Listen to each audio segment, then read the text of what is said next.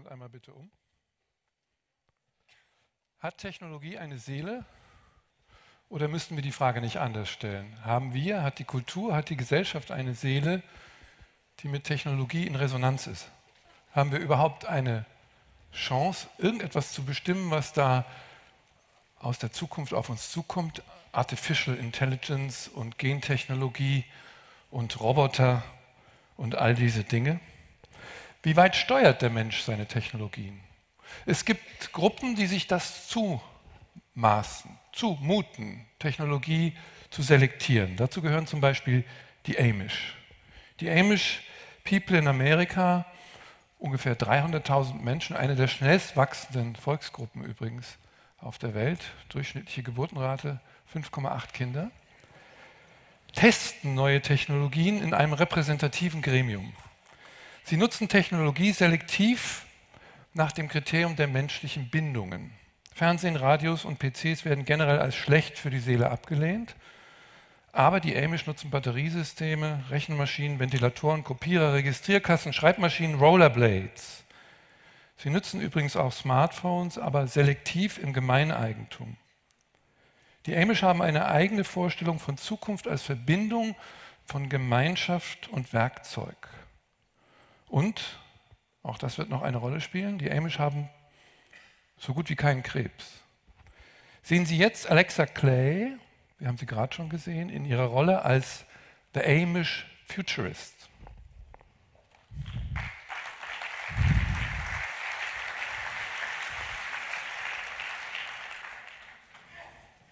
Thank you. So I want to share a little bit about Amish culture and what I think we can learn from where I grew up.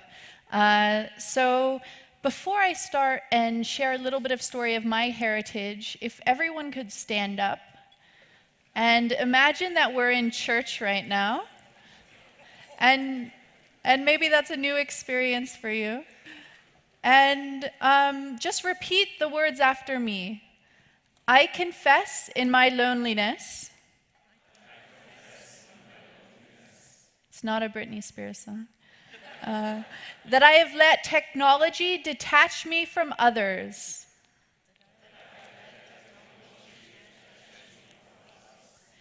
In my vanity,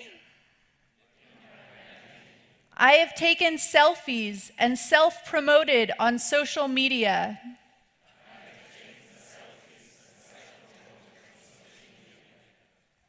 I ask you, fellow users, to help deliver me from false intimacy and treat others as people. Amen. You can now hug the person next to you and then sit down.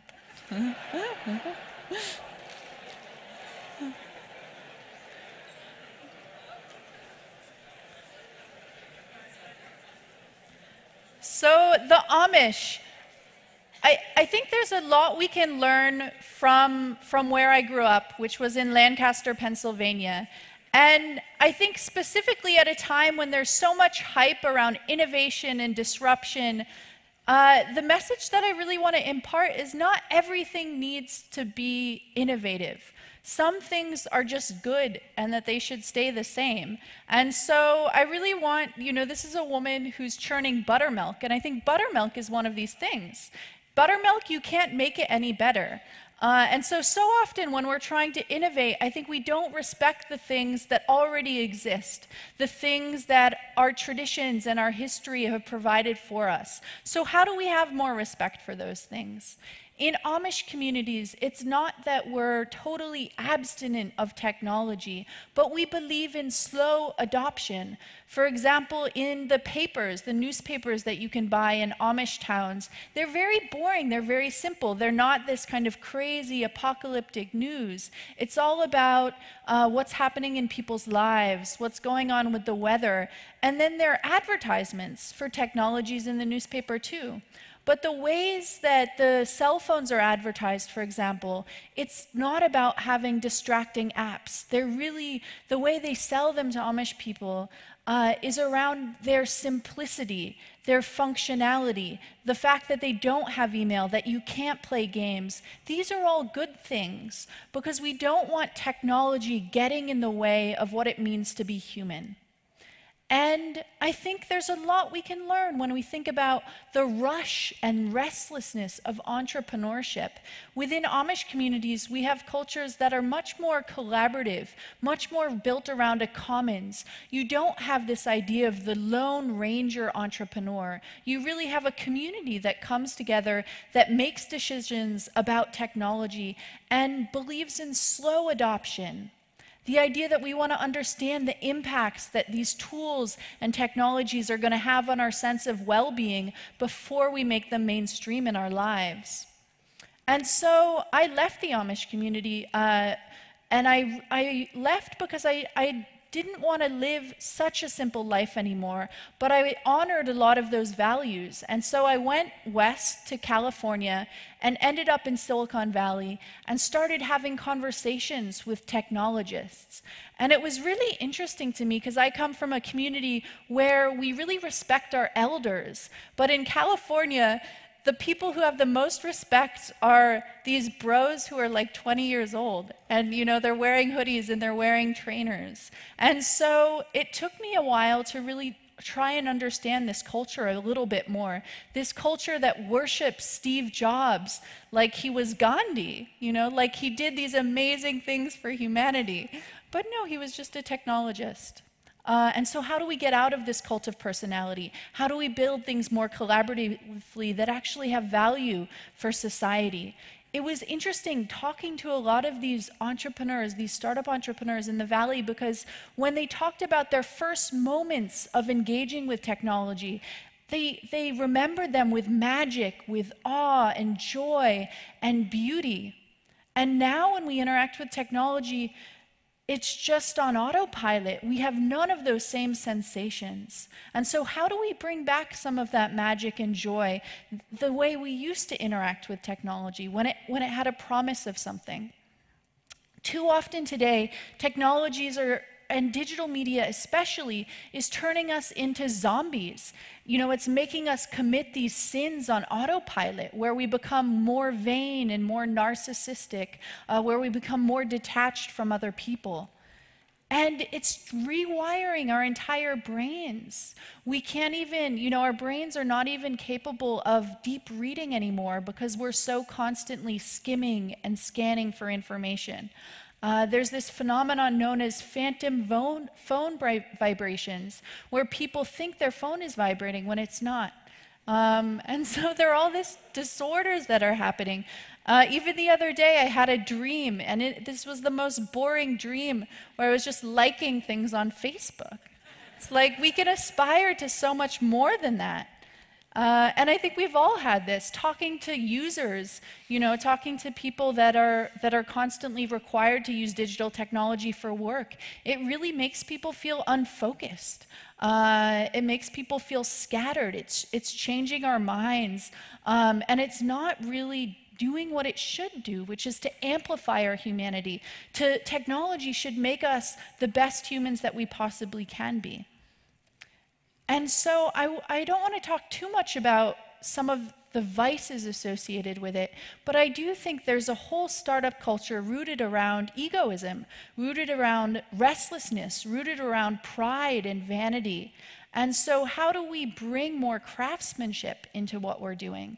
And I don't think the answer is unplugging. You might have heard of this movement towards digital detox, or where more and more people are trying to live off the grid. And I don't think that's necessarily the solution, because I come from an Amish community, you know, and I've left looking for some different kind of balance.